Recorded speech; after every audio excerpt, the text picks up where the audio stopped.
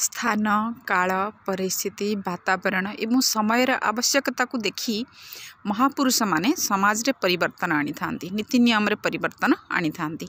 कहीं समाज को सुव्यवस्था करने से मानकर उद्देश्य जेमिति कि जितेबाला आरब रे बहुत झील मानकर संख्या बढ़ीगला सेतबेले मोहम्मद कौन कले ना तांका शिष्य मान कहले तमे एकाधिक झील को विवाह कर।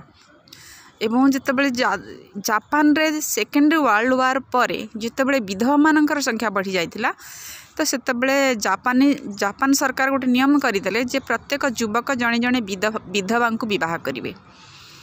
एवं विधवा को विवाह कलापर जो विधवा माने सरीगले तापर ऑटोमेटिक से नियम बंद हो गला। तो ठीक सेमिति आवश्यकता अनुसार परम पूज्य मध्य वर्तमान समाज रे विराट परिवर्तन आने को चाहूँगी जे समाज रे आ नीति नियम किछि नाही। तो एक सुंदर समाज तैयारी करने गोटे हैप्पी होम करने एक वसुंधैव कुटुंबकम भावना स्थापित करने आत्मविश्वास सर्वभूतेश्वर भावना स्थापित करने परम पूज्य गुरुदेव आप्राण प्रयास कर समस्त से कम लगे तेणु आम समस्त कर्तव्य होची आमे सेही अनुसार निज जीवन को ढाली देवा आवश्यक। ताले ये एक गुरु का प्रति एक सेवा, यही गुरु भक्ति।